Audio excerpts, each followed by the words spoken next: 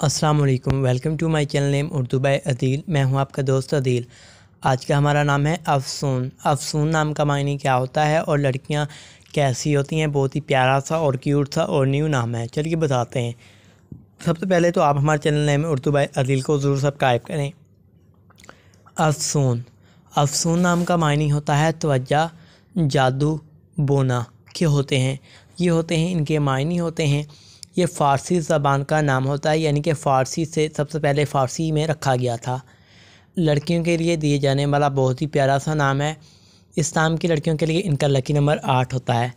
मज़हब मुस्लिम है और इन इस्लाम की लड़कियों के लकी तरीके 5 और 9 हैं। सॉरी, इस्लाम की लड़कियों के लिए इनका बेहतरीन वक़्त 9 PM से 11 PM है और मुआफ़िक दिन इतवार और मंगल हैं।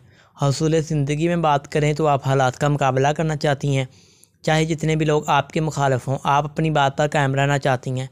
हाकिम सियारे में प्लूटो शामिल है और अफसून नाम की मुआफ़ी दातों में तांबा शामिल है। अफसून नाम की लड़कियों के मुआफ़िक रंगों में लाल रंग, जिंगनमा हल्का सब्ज़ रंग शामिल है। अफसून नाम की लड़कियों के लिए मुआफ़िक पत्थरों में पुखराज पत्थर भी शामिल है। तो अगर अभी तक आपने मेरे channel name Urdu by Adeel को सब्सक्राइब नहीं किया तो ज़रूर सब्सक्राइब करें।